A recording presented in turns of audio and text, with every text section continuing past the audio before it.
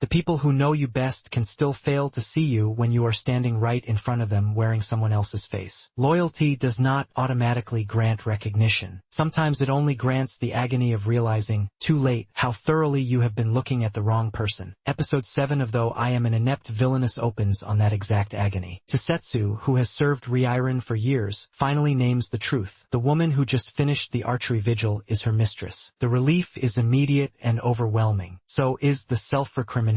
In the space of a single conversation, the episode asks whether love that failed to recognize its object still counts, and whether the person who was misidentified has the right to refuse the dramatic atonement her retainer is prepared to offer. The answer it reaches is quieter and more demanding than either woman expects. This is a recognition and aftermath episode that spends as much time on the emotional cost of being seen as on the fact of being seen. The tone moves between formal court intensity, sharp personal confrontation, and a parallel historical story about the previous generation's power and loyalty. The central conflict is not whether the swap will be exposed. It is what the people who now know are prepared to do with that knowledge. The episode is interesting because it refuses the easy satisfactions of confession, punishment, or immediate restoration. Instead, it lingers on the strange value the stolen days held for the person who lived them, and on the harder demand that atonement must be lived rather than died for. The episode begins where the previous one ended. Tosetsu states the conclusion she has reached. The woman before her is Lady Riiran. The evidence is behavioral and intimate. The way the tourniquet was tied, the smile, the habit of placing a hand on the cheek when troubled. The confirmation produces immediate collapse into apology. Tosetsu declares herself unworthy to face her mistress and refuses to raise her head until Riiran simply crouches to meet her at the same level. The relief is complicated. For 7 days, Tosetsu believed the body of Riiran contained Shu Kaigetsu. She even relied on the arrows of warding drawn by the woman she thought was the villainess. Now the mismatch of feeling that had been building finally boils over. When the real occupant of Riiran's body, Kaigetsu's soul, is confronted, Tosetsu's language turns absolute. She will not be fooled. The woman is selfish, the greatest villainess, a sewer rat. She rejects the name Riiran when it is claimed, noting that her true mistress would never say damn it, would never look down on other maidens, and would never accept handouts from someone she regarded as a villainess. The discrepancies have been visible, in retrospect, since around the Double Sevens festival. Lily is unsurprised. She had already begun to suspect that the person famed as His Highness's favored butterfly was behaving too unconventionally. She stayed silent because she feared that asking would make the strange relationship, and perhaps the person herself, disappear. The admission reframes her earlier loyalty as a deliberate choice to protect an unstable arrangement rather than force it into the open. Riiran, in Kaigetsu's body, does not share Tosetsu's hunger for dramatic resolution. The past 7 days have felt like a treasure. She was able to challenge herself and experience things previously closed to her. She would prefer to end the matter without making a large public issue. Tosetsu cannot accept this. She intends to see Shu Kaigetsu convicted and then repay her own failure with death. Riiran forbids it. Living a healthy life, she says, is vastly more difficult than dying. If Tosetsu wants atonement, she must not choose the easy exit. A parallel narrative intercuts the present confrontation. In the previous generation, Kenshu and Gabi discuss ambition, embroidery as revelation of character, and the offer of a consort position. Kenshu values Gabi's straightforwardness and tenacity. She offers a future in which Gabi would stand as her right hand. A weapon is proposed as a gift of friendship, something that will protect even when the giver cannot be present. The peaceful ranking of the inner court is then broken by the crown prince's sudden illness. While others confine themselves, Kenshu insists on nursing him as the duty of a wife, declaring she has the resolve to sacrifice her life for her husband even if she has no interest in comforting him as a mere concubine. 1 week later he wakes. 6 months later the consort rankings are assigned. Kenshu has become empress. Rankings are fleeting, she later remarks. Mutual respect remains important. Gabi is still stitching a pattern of hatred. The episode closes on the present. The woman in Kaigetsu's body wakes hungry and discovers the room has been cleaned. Lily is simply glad she is awake. Riiran, soul in Kaigetsu's body, enters the episode having just survived the vigil and the fever crisis. Her desire is to preserve the strange freedom of the swap days and to prevent further harm, especially self-harm by those who love her. Her fear is that the truth will produce irreversible punishment or death. The strategy is quiet containment. Acknowledge the treasure of the experience, refuse the theatrical solution, and demand that atonement take the harder form of continued life. The relationship with Tosetsu is recentered on care rather than hierarchy. The relationship with Lily is revealed to have have been more knowing and protective than previously shown. Tasetsu begins in the shock of recognition and moves rapidly into guilt. Her desire is to correct the failure of perception by any means, including her own death. Her fear is that she has permanently failed the mistress she exists to serve. The defense mechanism is absolute self-condemnation. The turning point is Riiran's refusal to accept that condemnation as payment. By the end, she is left with a more difficult order. Lily's quiet admission that she suspected and chose silence reframes her earlier behavior. She valued the unstable, unconventional relationship enough to protect it from inquiry. The choice reveals a pragmatic tenderness that sits alongside her formal role. The historical pair of Kenshu and Gabi functions as both mirror and contrast. Kenshu's willingness to risk infection and death for the man who becomes emperor demonstrates a form of loyalty that accepts personal cost without requiring the other party's full emotional reciprocity. Gabi's continuing pattern of hatred suggests that not every bond resolves cleanly. The dominant theme is the refusal of easy atonement. Tasetsu's instinct is to convert recognition into self-punishment. Riiran rejects the conversion. The episode argues that the more difficult, and therefore more meaningful, response to having failed someone is to keep living in a way that does not repeat the failure. Death would close the account. Continued life keeps the obligation open and productive. Secondary themes include the value of unrecognized experience, the 7 days as treasure, the protective power of deliberate silence, Lily's choice, and the historical continuity of loyalty that accepts unequal emotional terms, Kenshu's nursing. The parallel story of the previous generation reinforces that rankings and titles are unstable, while the decision to stay beside someone in danger is not. The episode largely proves its central claim. Riiran's refusal is not abstract. It is issued in the face of a retainer who is actively preparing to die. The demand to live is therefore costly for both parties. The limitation is that the historical material, while thematically resonant, occupies significant runtime and slightly dilutes the immediate emotional pressure of the recognition scene. The recognition sequence is precise and character-specific. Tasetsu's evidence is drawn from small, repeated habits rather than grand gestures, which makes the realization feel earned. Riiran's refusal of the death atonement is one of the series' clearest moral statements. It prioritizes the harder ongoing responsibility over the dramatic single act. Lily's quiet confession adds a third, previously hidden perspective without requiring lengthy exposition. The historical parallel supplies context for how loyalty and power have been negotiated in this court before. The intercut previous generation story, while relevant, is dense with political and relational detail that slows the momentum of the present confrontation. Some of Tasetsu's self-condemnation becomes repetitive once the core position, conviction plus death, has been stated. The final waking scene is gentle but abrupt after the intensity of the atonement argument. The transition from high moral stakes to hunger and a cleaned room is tonally jarring. A tighter integration of the Kenshu, Gabi material, perhaps through clearer emotional echoes rather than extended flashback, would have kept the focus on the living characters. The episode also leaves the practical next steps of the swap largely unaddressed. The immediate crisis of recognition is resolved emotionally, but the logistical and political consequences remain open without a strong forward hook. The strongest narrative decision is Riiran's explicit ranking of living above dying as the proper form of atonement. The most questionable is the length of the historical interlude relative to the urgency of the present scene. How did Tasetsu finally become certain? She cites specific behavioral tells, tourniquet method, smile, hand-to-cheek habit, and the accumulation of feelings out of place that boiled over when the maiden awoke. Did Lily know the full truth of the swap? She suspected something was wrong and chose not to ask, fearing the relationship and possibly the person would disappear. She did not claim full knowledge of the forbidden magic until it was confirmed. Why does Riiran value the 7 days so highly? She states that they allowed her to challenge herself and enjoy experiences previously closed to her. She regards them as a treasure and prefers a quiet resolution. What is the pattern of hatred Gabi is stitching? The episode does not explain it beyond the phrase itself. It is left as an unresolved detail of the previous generation's relationship. The crouching recognition is the episode's emotional pivot. Rather than forcing Tasetsu to rise, Riiran lowers herself. The physical choice collapses the hierarchy for a moment and allows the apology and the relief to occupy the same space. It is a small gesture that redefines the power dynamic without a speech. Riiran's refusal of Tasetsu's planned death is the moral center. The line that living healthily is vastly more difficult than dying converts a potential tragedy into an ongoing obligation. It is delivered without sentimentality and therefore carries more weight. Lily's admission that she stayed silent to protect the strange relationship adds a third, quieter form of loyalty. She valued the unconventional arrangement enough to risk being wrong rather than force clarity that might destroy destroy it. The historical nursing decision by Kenshu supplies the Longview counterpart, a woman who accepts the possibility of death in service without demanding that the other party match her emotional intensity. The parallel does not resolve the present conflict, but it situates it inside a longer pattern of costly loyalty. The episode begins with a retainer finally seeing her mistress and ends with that mistress forbidding the retainer to die for the earlier failure to see. The central question, what does loyalty owe when it has looked at the wrong face for 7 days, is answered with a demand rather than a pardon.